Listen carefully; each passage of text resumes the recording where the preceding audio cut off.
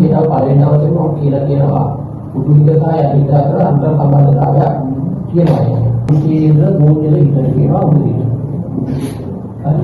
ඒක ඇස නාසය කන දිව ස්පර්ශය කියන පහ. ඒ පහට අනුව හිතට කියනවා උඩු හිත කියනවා.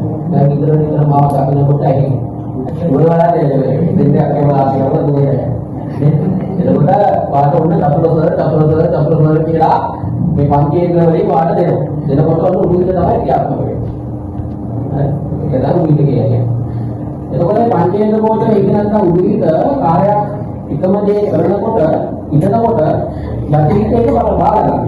යටි හිත තමයි උඩු හිත දෙන කමාන්ඩ් බාර ගන්නවා. යටි හිත තමයි ඒක දීර්ඝ කාලීනව වැඩ පිළිවෙලක් වඩ පත් කරනවා. දැන් උදාහරණයක් වශයෙන් දැන් අපි ළමයි කියනවා නම් උඩු හිතෙන් හැම වෙලේම හිතනවා නම් IT වලට ගන්න බෑ IT වලට ගන්න බෑ උඩට IT වලට ගන්න බෑ කියලා. එතකොට යටිහිත බාර ගන්නවා උඩ ඒකක් නම් IT වලට අරන් දෙන්නෙම නෑ. එතකොට ඒකක් ඇරලා වෙන ප්‍රසාරයක් තමයි. ඉතින් හිතන්න ඕනේ හිතන හිතන්න ඕනේ. ඒක කරනවා.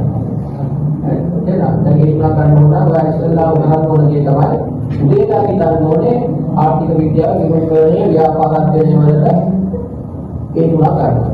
දවල්ට හිතන්න ඕනේ. රැයට හිතන්න ඕනේ. රූපවලට හිතන්න ඕනේ. අත්කරනකොට හිතන්න ඕනේ. ඒ තුන බාර ගන්නට පස්සේ යටිහිත විසින් ඔයා දන්නේවත් නැහැ. ඔයාම ක්‍රියාත්මක කරනවා. බාහිර ආවේග තියෙනවා. ඒ ආවේග වල ඉදිරිපත් කරන්න පුළුවන් වල දුරුවරු විසින්. දෙමෝපියන් විසින් යාළුවෝ විසින්. සමහර යාළුවෝ කියනවා අයිතිය අමාරුයි කියලා. සමහර යාළුවෝ කියනවා කවුන්ටිං අමාරුයි කියලා. ඔක නිතර ඇහෙනකොට මොකද වෙන්නේ? යටිහිත විසින් ඒ විෂය අමාරු කරනවා. එතකොට ඉතිරිලා කරනවා නම් මේ කොයි වෙලෙන් ඉතිරිලා කරන යටි විෂයක් අමාරුයි කියලා ඒ වෙලාව මොකද කරන්නේ? අනිත් පැත්තට ගන්න ඕනේ. නෑ ඒ විෂය හරි ඒකම කොහොමද ඒක කරන්නේ?